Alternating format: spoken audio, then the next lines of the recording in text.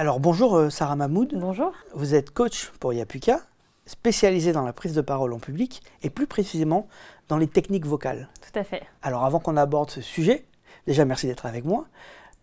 Comment vous en êtes arrivé à ça? Alors moi, je suis déjà issue d'une famille de musiciens et de chanteurs. Et donc depuis toute petite, j'ai travaillé ma voix chantée. Donc j'ai fait partie d'une chorale, j'ai chanté avec mon papa, avec ma sœur.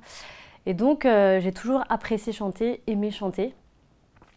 Et donc plus j'ai avancé dans mes études, et plus je me suis rendu compte que j'étais très timide et que j'avais beaucoup de mal à parler. Et donc j'avais envie d'aller plus loin sur ce terrain-là, et donc travailler un peu plus ma voix. Et donc voilà, c'était vraiment, pour moi, la parole, c'était un combat, c'était un sport de combat. Et donc je me suis dirigée vers cette direction-là, et j'ai développé ce travail-là, donc en faisant des formations sur la pédagogie de la voix, et plus précisément sur les techniques vocales de la prise de parole en public. Et donc j'ai travaillé tout ce qui est respiration, gestion du souffle, l'articulation, la prononciation, et prendre son temps aussi quand on veut parler. Alors on entend souvent parler du pouvoir de la voix. Oui. En quoi il est vraiment important d'apprendre à maîtriser sa voix? C'est important quand on communique avec les gens, quand on veut faire passer un message. Ce qui est important aussi quand on communique, quand on travaille sa voix, c'est aussi prendre le temps et le silence aussi. Je ne sais pas si vous remarquez, mais je prends le temps aussi entre chaque mot. Je pose mes silences pour vraiment transmettre mon message, et que l'auditeur puisse aussi écouter et prendre le temps de bien assimiler ce qui a été dit. Voilà. Vous parliez de technique vocale tout à l'heure. Qu'est-ce que c'est qu'une technique vocale? Comment on apprend à maîtriser sa voix? En fait, c'est un travail, c'est comme un entraînement. C'est comme un entraînement pour le sport, par exemple. C'est donc déjà savoir reconnaître sa voix. Déjà, tiens, qu'est-ce que mon appareil vocal?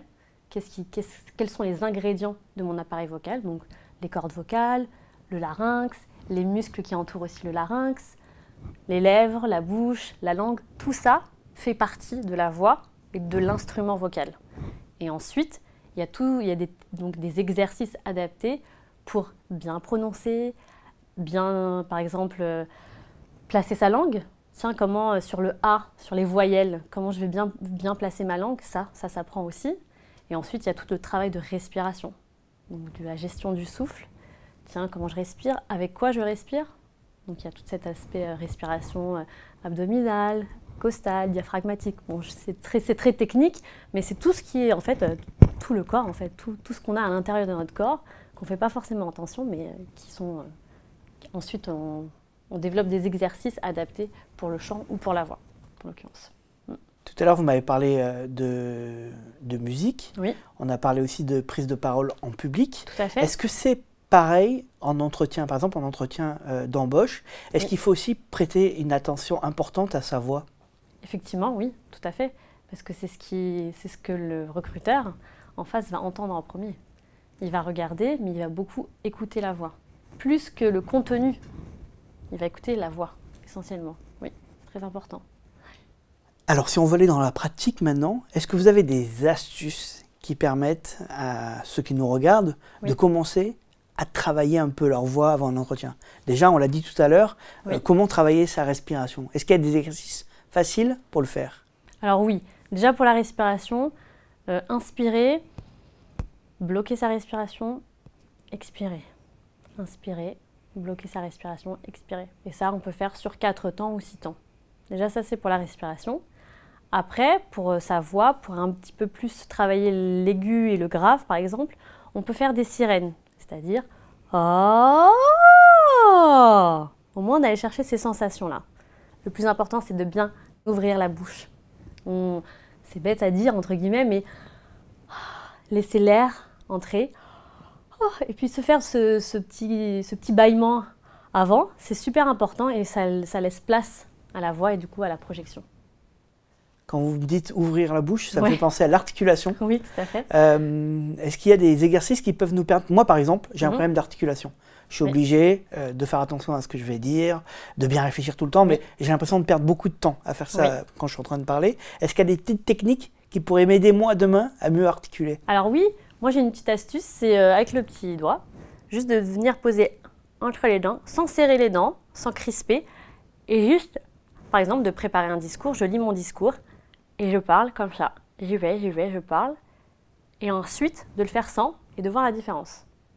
Et aussi, de bien, par exemple, un exercice facile sur les voyelles, donc sur une même note, par exemple, A, E, I, O, U. Allez bien chercher la prononciation du A, du E, du I, du O, avec vraiment, en exagérant sur les lèvres. Ça, c'est des petits exercices qu'on peut faire avant l'entretien, avant un discours, avant une prise de parole. C'est simple, ça peut être rapide et efficace. Alors souvent, le problème, c'est qu'on n'aime pas sa voix. Oui. Comment on fait pour travailler sa voix si on ne l'aime pas? Par exemple, si on a un accent prononcé, si on vient du sud de la France et que ça nous gêne dans les entretiens, comment on fait pour travailler sa voix? Eh ben, on va se focaliser sur l'accent déjà, sur comment on prononce le mot, par exemple en question. Si on dit rose, par exemple, tiens, comment le rose, comment je vais le prononcer, comment mes lèvres sont positionnées. Et puis, petit à petit, on va essayer de dire rose, rose, et tiens, voir comment mes lèvres sont positionnées, ma bouche est positionnée. Et donc, de faire cette transition, ce lien, pour arriver à dire rose, ou si la personne en question n'aime pas du tout comment elle parle avec son accent, c'est pas obligé. C'est pas obligé, de pas masquer. du tout, évidemment. Après, c'est d'adapter son discours, les mots aussi, en fonction de sa voix. Bon, je vais préciser un petit peu plus. Par exemple, en chant, on va adapter le choix de la chanson, par exemple, à sa voix, en fonction de sa voix. Et bien là, on va essayer de faire ça aussi avec le discours. Comment je vais arrondir les mots, comment je vais les prononcer, comment je vais jouer avec les mots, C'est un peu comme du théâtre, voilà. Et en fonction de sa voix, on va essayer de jouer là-dessus. Ne pas trop utiliser de S si on a un cheveu sur la langue. Exactement. Ça aussi, ça peut s'enlever. Ça aussi, c'est des exercices qu'on peut utiliser sur les...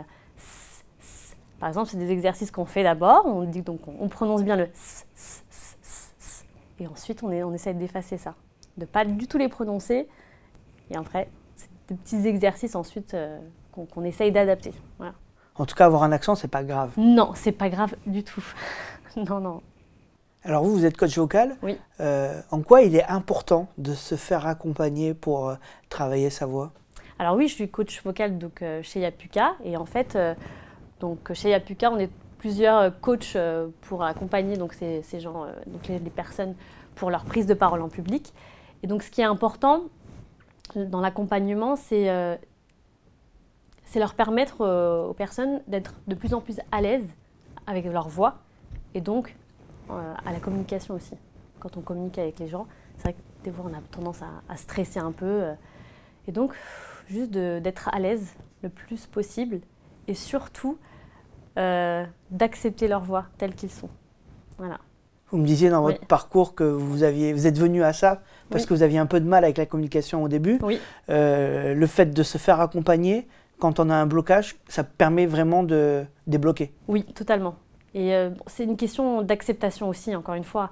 Mais d'être accompagné, de se sentir soutenu, de se dire « Ok, j'ai quelques soucis avec ma voix, je l'aime pas trop, mais c'est pas grave, je peux quand même communiquer, je peux quand même parler et je peux avancer dans la vie aussi grâce à ça. » Bon, allez, pour finir, est-ce qu'il y a des erreurs à ne pas faire du tout? On a l'impression de bien faire avec sa voix et il ne faut pas du tout faire.